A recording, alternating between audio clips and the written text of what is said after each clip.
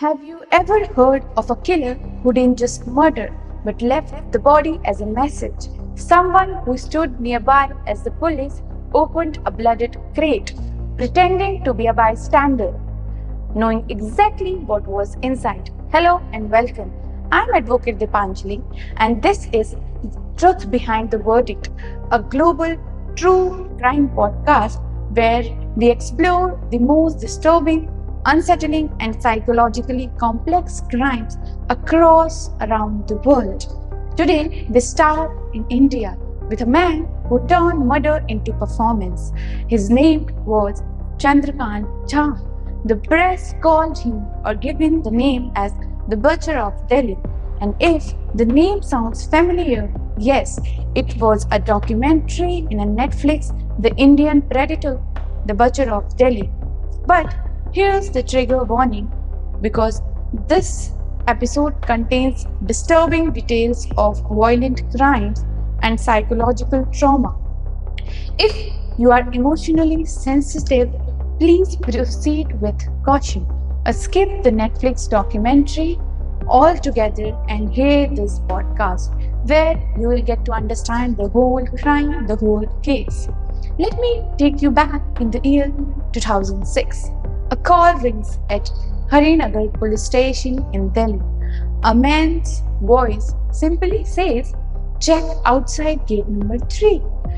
And then police arrive and find a plastic wrapped food basket tied with ropes stained with something dark. Inside it is a headless male body, and next to it a letter. Vulgar, mocking, taunting the police for their failures. Signed at the bottom, CC. A ghost, a message, a challenge. Then there was a silence for approximately 6 months. Then another call, same location, but this time a body even more brutalized. Headless, limbless, even private parts were missing. But here's the twisted part. The man who helped the police untie the crate was Chandrakant Jha himself. He was watching, smiling, blending. The killer was helping to uncover his own crime. I mean to say, I want to tell that what an audacity he has. Because he was laughing, he was getting honor with his crime, and it's nothing for him. Then in 2008, there was another victim in the same basket, same location, but this time a new letter.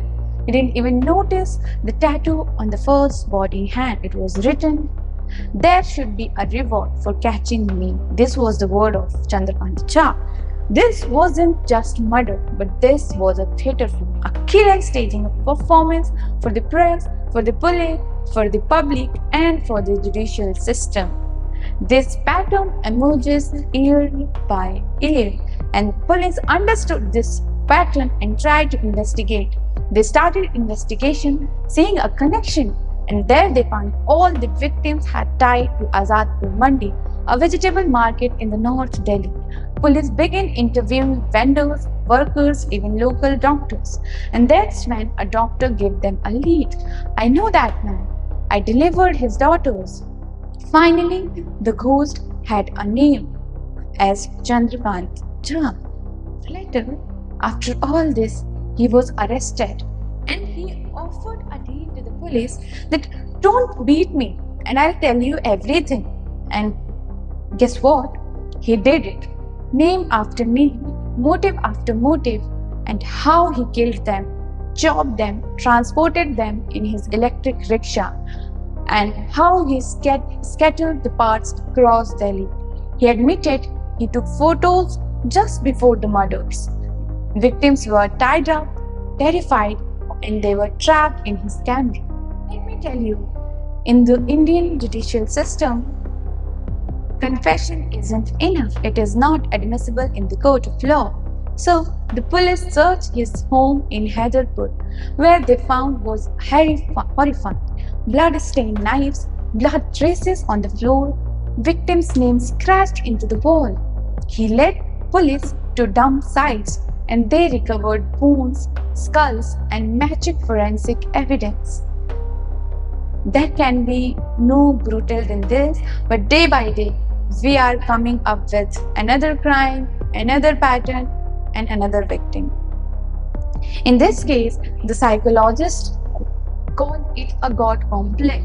He believed he was chosen to punish liars, traitors, and sinners. Villagers informed that he was aggressive from the childhood, but what he became was beyond anyone's imagination because nobody did like this in a friendship. But nowadays, we should be very cautious when we talk to this stranger. Let me take you back to the case. In 2013, he was sentenced to 2 death penalties and life imprisonment. In 2016, those death sentences were commuted to life without parole. Again, in 2022, he applied for parole but rejected. Today, Chandrakant Jha sits behind bars in Tihar jail, locked away but never forgotten by us. This story isn't about murder, isn't about killing someone, but it's about manipulation, arrogance, and fragile ego, and the cracks in our justice system. It's about how evil sometimes wear a smile and how some people use friendship as a weapon.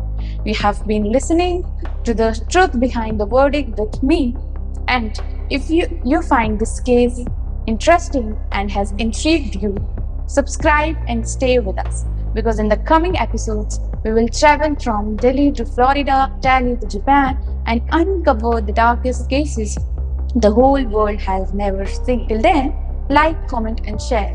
And above all, stay aware, stay safe, and stay curious. Thank you.